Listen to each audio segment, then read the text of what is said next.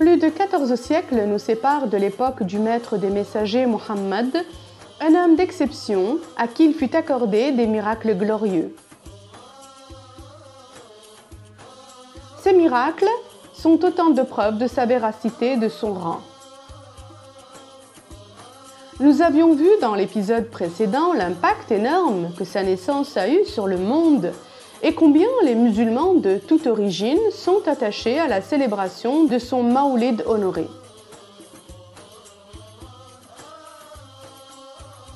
Aujourd'hui, nous allons revenir sur un autre événement majeur de son histoire.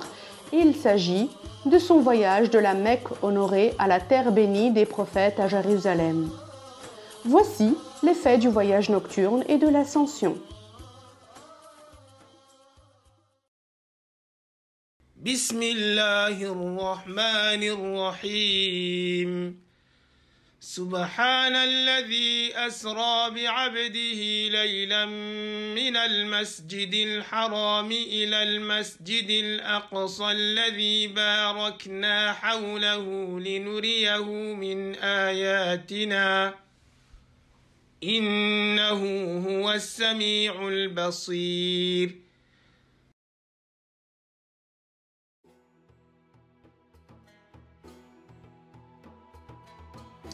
Cet événement a lieu 5 années avant l'Hégire, la 27e nuit de Rajab. Ce soir-là, le prophète passe la nuit dans la maison de sa cousine Hani, la sœur de Ali, fils de Abu Talib, que Allah leur fasse miséricorde. Il repose entre son oncle Hamza et son cousin Ja'far quand l'ange Jibril vient à lui avec une monture du paradis, une bête de couleur blanche, de la taille intermédiaire entre l'âne et le mulet, dont la vitesse dépasse l'imagination.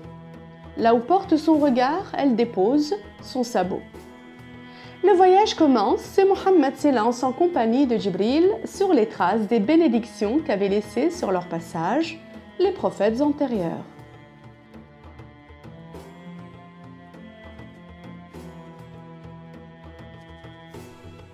Première escale à Yathrib, où Jibril lui annonce qu'il s'agit du lieu de sa future émigration. Yathrib, qui n'est autre que Médine l'illuminée.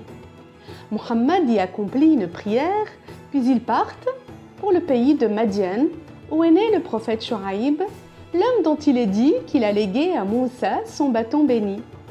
C'est ce même Moussa qui a ouvert la mer en 12 quartiers pour sauver les descendants des fils d'Israël et qui a eu l'honneur d'entendre la parole éternelle du Seigneur des mondes, qui n'est faite ni de son ni de lettres.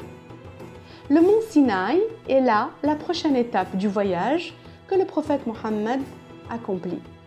Il s'y recueille l'instant d'une prière, puis Jibril et lui s'en vont pour Bethléem, le lieu de naissance du Messie honoré, Isa ibn Maryam.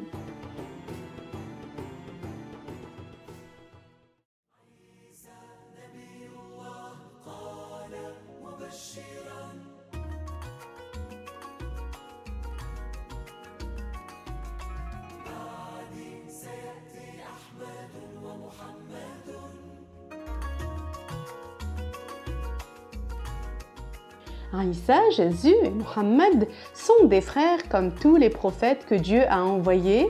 Ils ont tous deux appelé à adorer un Dieu unique, qui n'a aucun semblable, qui existe sans endroit, sans besoin et qui ne dépend pas du temps. Le voyage prend fin à Jérusalem. Là-bas, dans le masjid antique de Baytul Maqdis, tous les prophètes sont réunis, prêts à accomplir la prière derrière le maître des messagers, Muhammad. N'est-ce pas là une preuve manifeste du degré particulier que Dieu a accordé au dernier des prophètes? Imaginez tous ces hommes que Dieu a élus au rang de la prophétie, rassemblés en un seul endroit, par honneur pour le bien-aimé, la prunelle des yeux. Son voyage de la Mecque à Jérusalem a lieu à l'état d'éveil et ne dure que le tiers d'une nuit. Mais ce n'est pas le seul fait majeur qui lui est accordé cette nuit-là. En effet, après avoir dirigé la prière en tant qu'imam devant l'ensemble des prophètes, Dieu élève son messager éminent à travers les 7 cieux. C'est le miracle de l'ascension.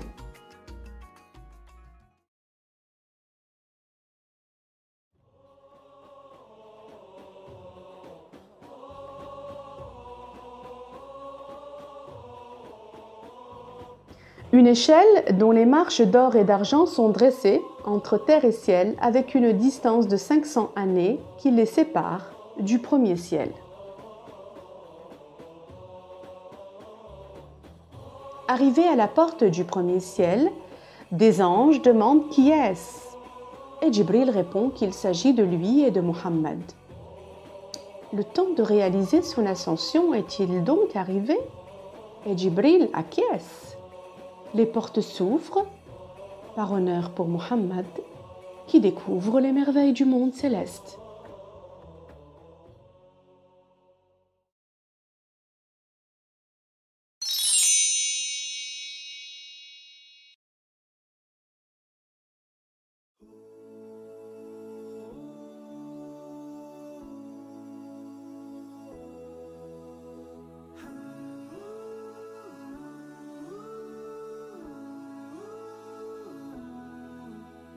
Au premier ciel, il rencontre le père de l'humanité Adam, qui le salue et lui fait des invocations de bien.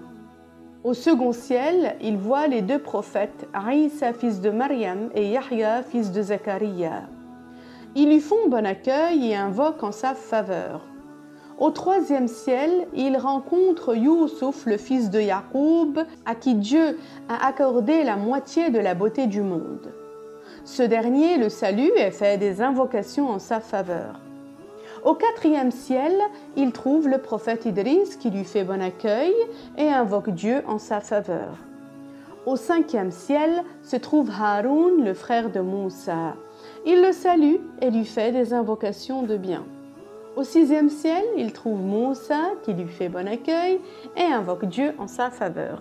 Et au septième ciel, il voit Ibrahim al-Khalil adossé à Al-Bayt al-Ma'mour, une maison où chaque jour 70 000 anges pénètrent et ne reviennent jamais.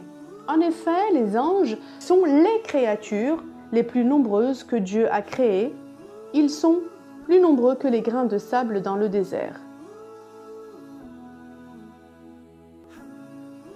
Après avoir atteint le septième ciel, Djibril conduit le prophète Mohammed jusqu'au jujubier du terme Sidratul Muntaha. On dit de cet arbre qu'il possède des feuilles comme des oreilles d'éléphant et des fruits de la taille de grandes jarres. Il est parsemé de papillons d'or et depuis, sa beauté est telle qu'aucune créature de Dieu ne peut le décrire. C'est auprès de cet arbre que Djibril se révèle à Mohammed sous sa véritable apparence. L'ange éprouve beaucoup d'amour pour le prophète à qui Dieu a accordé le plus haut statut et se rapproche de lui. La distance qui les sépare étant de moins de 2 coudées. C'est la deuxième fois que Djibril montre ainsi à Mohammed son apparence d'origine. Il lui était apparu avant cela, mais ce jour-là, le prophète s'était évanoui.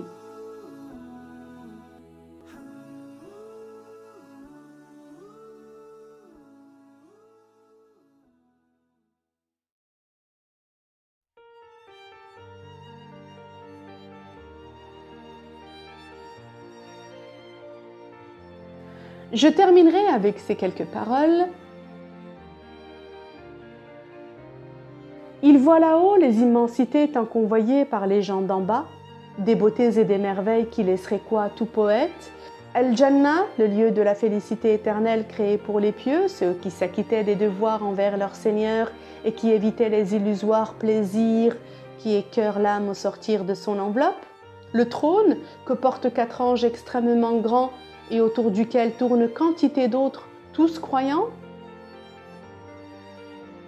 Il est, sans appel, que le Créateur n'habite pas les cieux ou ailleurs, qu'il n'est pas contenu dans un espace ou dans un éther. La finalité de l'ascension n'est point sa rencontre dans une localisation aussi transcendante soit-elle, mais la magnification du rang de Muhammad.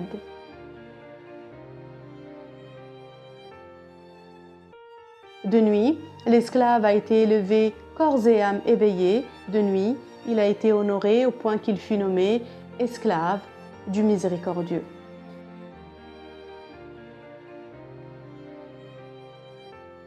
La finalité de l'ascension était donc de glorifier Mohammed et de magnifier son rang. Voilà pourquoi sa communauté restera profondément attachée à son enseignement. Mohammed, un prophète porteur d'un message divin, est venu appeler à la voie du salut, de la réussite et d'une félicité éternelle.